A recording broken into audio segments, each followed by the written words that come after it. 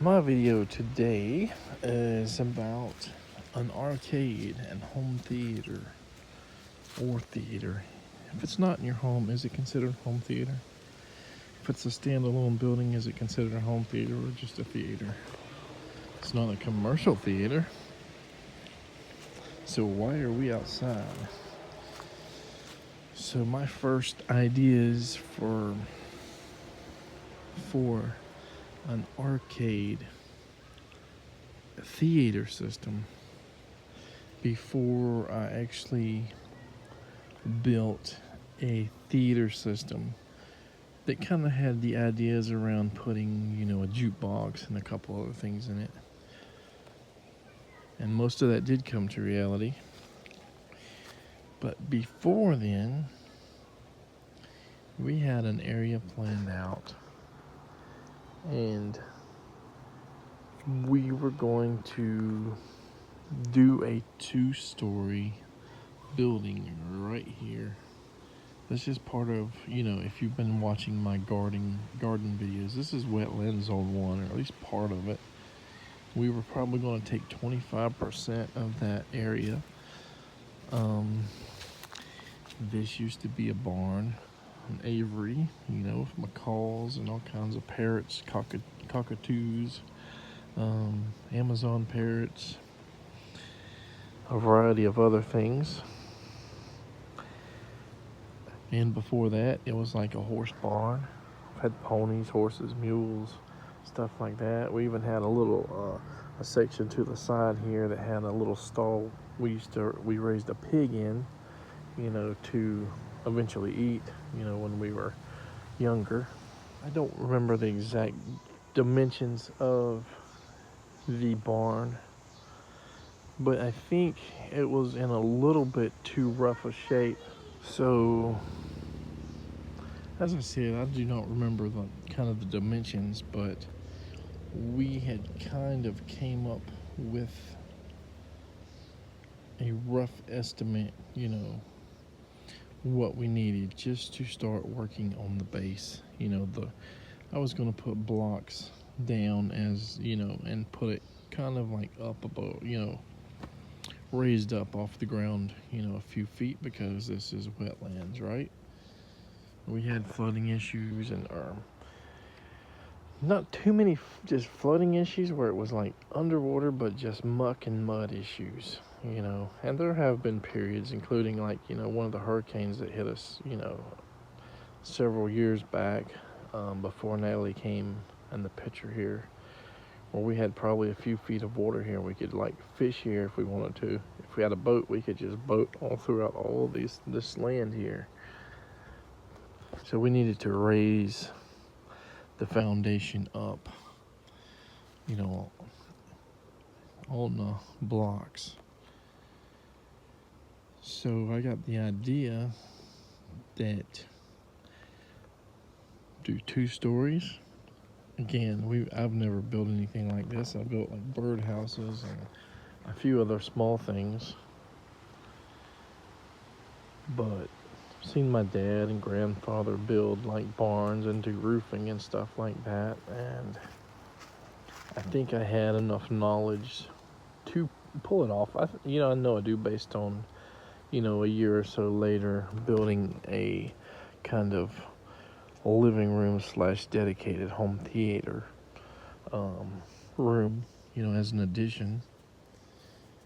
It probably would have been a little bit more challenging, being 2 stories, and obviously the roofing part and the roof framing and stuff like that would have been a little bit more challenging, being so much higher in the air and being a little bit more scary. That stuff is more scary to me than to climb, towers and stuff like that. Because a tower, you already have kind of your support, at the base with this concrete. Pull your, every 10 or 20 feet up, put your temporary guys up. You have some sort of stability. If you're on top of a building and putting roof trusses up, and you're leaning or sitting in the wrong area, and it starts going, you're falling. You might be dead or get extremely hurt.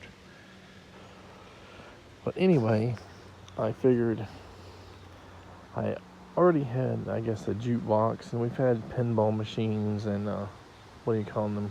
Kachinka, whatever you call them, machines, Japanese or whatever, kind of pinballish. I had friends that had, pinball machines and a couple arcades and pool tables and stuff like that. And I knew that we would never get something like a pool table, air hockey table in our home because it takes so much space.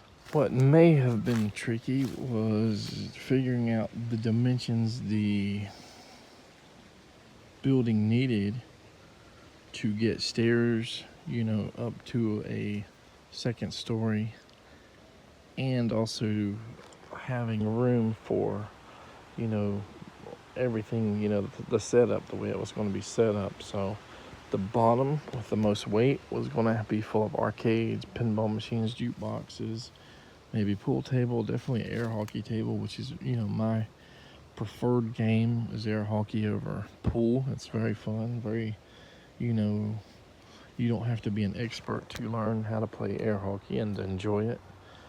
If you play pool and you're not a great player and you're playing against somebody that plays all the time, you're probably going to suck and lose every time.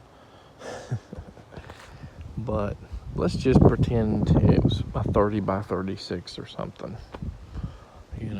as far as feet. So yeah, I love jukeboxes. I grew up with jukeboxes, and even into my childhood, they started making CD jukeboxes, in the 80s and stuff. But diners, a few of them, and a lot of bowling alleys and, places like Alley Cats and all, which was a bowling alley. It was an arcade, and I think a mini putt-putt golf with a little bar. And it had the 45, RPM records, the jukeboxes. I remember playing like Guns N' Roses all the time in there. And I remember, my Pizza Hut, before they moved to a new location recently, they used to have the 45, RPM jukebox before. And then they moved to CDs, but there was a diner somewhere, St. Augustine Platka or something like that had the wall boxes. So where you sat down to eat, you would have a wall box you can put a dime in or a quarter or whatever it cost, and then you make your selection on this wall box. It was connected, they might have had 10 or whatever connected to a single jukebox, and the wall box would have one or two little tiny speakers, and it would electronically send the signal through a serial connection to the jukebox. It would tell the jukebox to select, song whatever, and it would play it over the little wall box, which was really neat. But I mean, even then they were kind of outdated, but still they even had some that, went into the CD jukebox era as well. So not many places, in the 80s and all had those, but that was neat to me. I mean, and I remember probably into the 90s, bowling alleys and stuff having at least jukeboxes with records in them. And we grew up with arcades. Every gas station was an arcade. They might have had 2 arcades. Some of them might have had a room full of arcades. And we love playing arcades. Street Fighter, Golden Axe, Pac-Man, Miss Pac-Man, Joust, Galaga, Dig Dug. So I had a lot of nostalgia for the arcades, and sometimes we could find arcades for like $250, like Golden Axe. It used to pop up all the time. Golden Axe 2, sometimes Pac-Man, $200 to $500. And until recently, you could find jukeboxes all over the place, but now people are converting those jukeboxes into like MP3 and iPhone compatible wall boxes, jukeboxes. So they got the nostalgia for those things, but now they're a little bit more rare and they're a lot more expensive, including the wall boxes. You could get them for like 35 bucks 10 years ago, and now they sell upwards, so 200 bucks. And like I said, that's because people are taking them, restoring them a little bit, adding the little converter, system on it to play your from your iPhone and stuff, or Bluetooth or whatever, hard drive, SD card, memory cards. But I wanted the authentic experience of having the 45 jukebox, and it seemed like everything was going to become a reality. And then we were getting ready to buy the blocks and stuff to start working on the foundation. And the other person that was helping me decided, started freaking out, how are we going to finish it, if we can only start this? And, sometimes you just have to put faith in your decision. You got to put faith that money will come along over a period of months or a few years, and you can work until it's done. I've seen people do that when they're building houses. I've heard stories like people building churches without, not having all the funds. There's a YouTuber named Brian Barziak that is building an aquarium, with touch tanks for stingrays and stuff like that. And he did not have even half the funds, I don't think, and he started building the building. And I guess he's got donations and auctions and loans and different things to hopefully finish his dream, or at least come close to it. And if you really put your mind to something, it may not be instant, but you can eventually finish it in most cases, I would say. So it was a dream that I think that would become a reality, but because it wasn't just my thing, we're kind of forced to back out of it. And do I regret it? It just, I started with kind of like home theater 2.0 afterwards, so I didn't have a lot of time to process the being disappointed. This was before Dolby Atmos, Dolby DTSX and stuff like that. I would have had probably a 7.1 system, maybe tactile transducers, maybe 100-inch, 140-inch screen. I'm not sure. It would have been at the top of the stairs, so on the second story would have had the projector and all that stuff, and the bottom.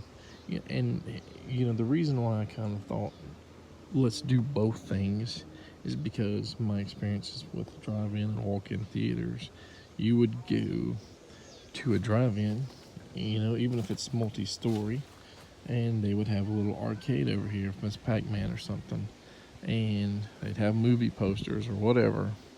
So they kind of go hand in hand, I would say.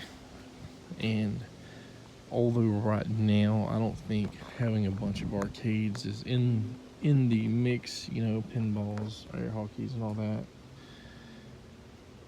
it's it was still something, like I said, that goes hand in hand. So it's it's all a part of having that memory of those things from your past that were good, positive things.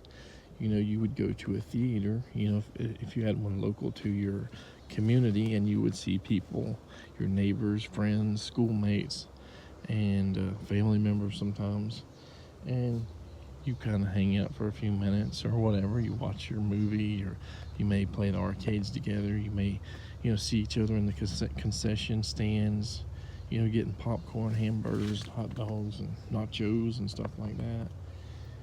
But, a lot of people love nostalgia, And unfortunately, with the end of like physical media and stuff, near, supposedly like Best Buy and 2 or 3 other retail outlets are going to stop physical media sales online and in store by like 2024, 2025.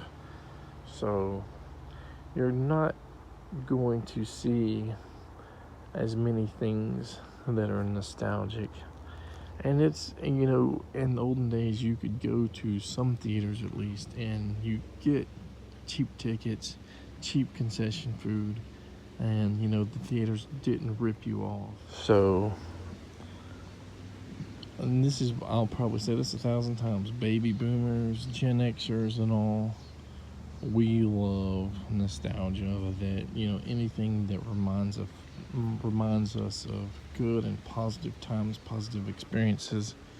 We may try to recreate those things in our own backyards.